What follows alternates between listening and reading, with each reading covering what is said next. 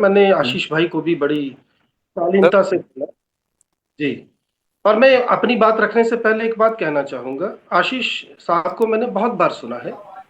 इनके जो कद्दावर प्रवक्ता है ना, उसमें वो जो 2-3 लोग हैं, एक जो जगन्नाथ भगवान को भी मोदी जी का भक्त बताते थे और दूसरे तो बिना कपड़ों के आ गए एक दिन एक डिबेट में, उनसे कहीं बेहतर ये बोलते हैं। मैं ये कह रहा था कि उनसे कहीं बेहतर आप अपनी पार्टी को डिफेंड करते हैं एंड आई स्ट्रांगली बिलीव कि आपका जो रिप्रेजेंटेशन है वो सही है। नमस्कार, द रियलिटी देख रहे हैं आप सब। मैं हूं आपके साथ साहिल केरनी। पश्चिम बंगाल विधानसभा चुनाव के दूसरे चरण की वोटिंग के बीच सियासी पारा चरम पर पहुंचा है, तो दूसरी तरफ मतदान के दौरान हिंसा, ईवीएम विवाद और केंद्रीय बलों पर गंभीर आरोपों ने चुनावी माहौल को और गर्मा दिया। पश्चिम बंगाल में रिकॉर्ड वोटिंग, 90% से ज्यादा मतदान। रुक करेंगे हम चर्चा का, क्योंकि 3 खास मेहमान हो चुके हैं और उनसे भी समझेंगे इन बातों को। डॉक्टर आशीष आंडा हमारे साथ बीजेपी से, जगदीप सिंह हमारे साथ कांग्रेस से और डॉक्टर अभिषेक अलावत हमारे साथ पॉलिटिकल एनालिस्ट। सर तीनों को धन्यवाद, शुक्रिया समय देने के लिए। सर डॉक्टर आशीष। साहिल जी, आपको, मेरे आदरणीय को पैनलिस्ट को और आपके चैनल के सभी प्यारे प्यारे दर्शकों को मेरा यानी डॉक्टर आशीष का प्यार भरा नमस्कार। साहिल जी देखिएगा, जब बात हम बंगाल की करते हैं तो हम ये क्लियरली देख पा रहे हैं हम सभी लोग कि ममता दीदी, जिसको पिछली बार नंदीग्राम से हराया था, भगाया था, इस बार भवानीपुर से भगाने की उनको तैयारी है और उनका बोरिया बिस्तर लपेट के उन्हें भी समझ में आ चुका है कि अब बंगाल छोड़ के जाने की बारी है। ये मैं नहीं कह रहा, ये बीजेपी का कोई कार्यकर्ता, कोई नेता नहीं कह रहा, कोई मीडिया नहीं कह रही। ये कौन कह रहा है? ये ममता दीदी के अपने हाव भाव दिखा रहे हैं। ममता दीदी की अपनी निराशा, अपनी हताशा दिखा रही है। आप सोचिएगा कि भाई डेमोक्रेसी की जीत किसमें होगी? जब हर आदमी वोटिंग में पार्टिसिपेट करेगा, जिसका प्रमाण यह है कि सारे रिकॉर्ड तोड़ते हुए दूसरे चरण में भी 90 से ऊपर वोटिंग हो चुकी है, 90% से ऊपर, और शायद ये पिछले चरण का 93.16 का रिकॉर्ड भी तोड़ देगी। ये क्यों हो पाया? ये इसलिए हो पाया क्योंकि जो भयभीत जनता थी बंगाल की, वो भयहीन होके वोट देने के लिए निकली। ये क्यों हो पाया? उनका डर कैसे खत्म हुआ? जब सेंट्रल रिजर्व पुलिस फोर्स के वहां सारी कंपनियां तैनात थी, उनको आश्वासन दिया गया कि गुंडों से डरिए मत, हम आपके साथ हैं, बाहर निकलिए। और ममता दीदी उसी सेंट्रल फोर्स के ऊपर निशाना लगाते हुए कहती हैं कि ऐसी डेमोक्रेसी तो हमने आज तक नहीं देखी। इतने लोग आपने यहां भेज दिए, इनको तो बॉर्डर पे भेजते, इनको तो अब चाइना से पाकिस्तान की लड़ाई में भेजते। अभिषेक बनर्जी कहते हैं कि भाई आप राफेल भेजने की कमी रह गई, उसको भी भेज देते। मतलब कोई भी समझदार आदमी ये समझ सकता है कि भाई ये लोग जो वहां हैं वो किस लिए हैं? दंगा, बदमाशी, गुंडागर्दी, इसको रोकने के लिए।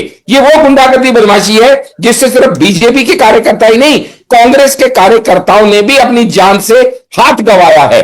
और इसके बावजूद अगर कोई उन्हीं को रोकने का प्रयास है तो ये क्लियर है कि वो गुंडागर्दी को बढ़ावा देने की कोशिश कर रहा है। और इस बार उनकी मनमानी नहीं चलेगी, इस बार शांति का राज होगा और पहली बार निष्पक्ष रूप से चुनाव होंगे और जनता की आवाज जिसको भी सही समझेगी चुन के लेके आएगी। लेकिन ये सबको पता है कि ये अंत से पहले अंत के आने की आहट है और ममता दीदी की जुबान और चेहरे से टपकती उनके हार की बौखलाहट है। ठीक, डॉक्टर आशीष जी किस तरह कंडम करेंगे? आप इन आरोपों करेंगे भी या नहीं करेंगे?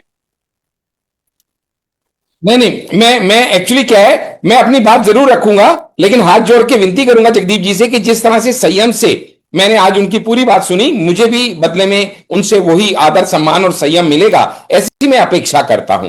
क्योंकि कुछ पॉइंटेड सवाल जगदीप जी ने यहां आपकी डिबेट पे उठाए, तो मैं एक एक करके उनका जवाब दूंगा। वैसे तो सारे सवाल हास्यप्रद की कैटेगरी में आते हैं, लेकिन मैं फिर भी जवाब दूंगा उनकी संतुष्टि के लिए।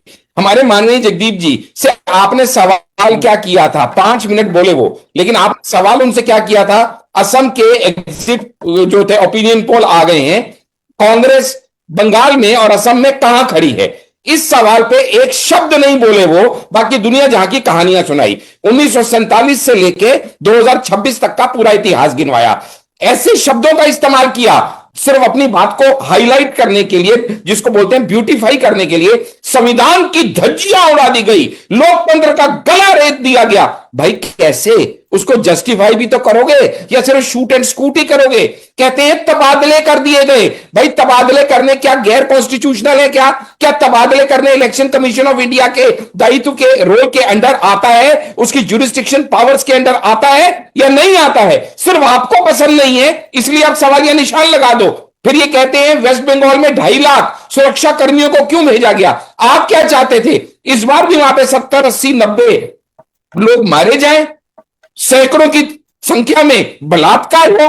अरे आपके अपने बड़े नेता कहते हैं, हमारे कांग्रेस के भी बड़े नेता ही खुद कहते हैं कि टीएमसी के वर्कर्स ने हमारे कांग्रेस के जिसको पदाधिकारियों को और कार्यकर्ताओं को मार दिया।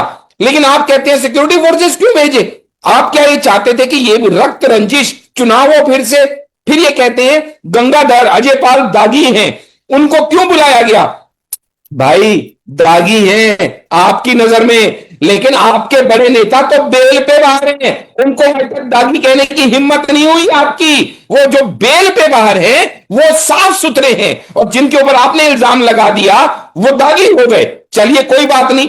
फिर कहते हैं हिंदू हिंदू भाई भाई। अरे इसमें काय पेट में दर्द हो रहा है तुम्हारा?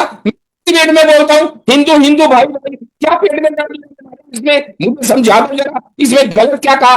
फिर वीवीपैट की बात निकाल के लेके आते हैं, वो वीवीपैट जिसपे कोर्ट ऑर्डर दे चुका है। अरे किसी की ना मानो, कम से कम सुप्रीम कोर्ट की मान लो। बे सिर पैर की कहानियां, लेकिन मुद्दे की कोई बात नहीं। और जो असम का एग्जिट अभी ओपिनियन पोल आया है वो भी क्लियर ये दिखा रहा है कि भाई 126 में से बीजेपी 100 जीतने वाली है और फिर से भगवा लहराने वाला है। और कांग्रेस जो 100 लाने की बात करती थी गोगोई साहब के नेतृत्व में, वो 24 सीटों पे ही सिमटती हुई दिखाई दे रही है। ना तुम 3 में हो ना तुम 13 में हो, लेकिन तुम्हें बस इधर उधर की कहानी सुनानी है। लेकिन ये नहीं समझ में आ रहा कि वो ममता दीदी जिसने तुमको उखाड़ फेंका, वो ममता दीदी जो तुम्हारे कार्यकर्ताओं को भी खूनो खून कर रही है, उसके बारे में 2 शब्द बोलने में तुम्हें शर्म आती है, जबकि तुम्हारे अपने बड़े नेता खुद उसके ऊपर सवालिया निशान खड़ा करते हैं। क्या आपकी आइडियोलॉजी जगदीप जी राहुल गांधी की आइडियोलॉजी से डिफरेंट है? मैं चाहूंगा इसके ऊपर अपनी बारी में आप जरूर जवाब दें।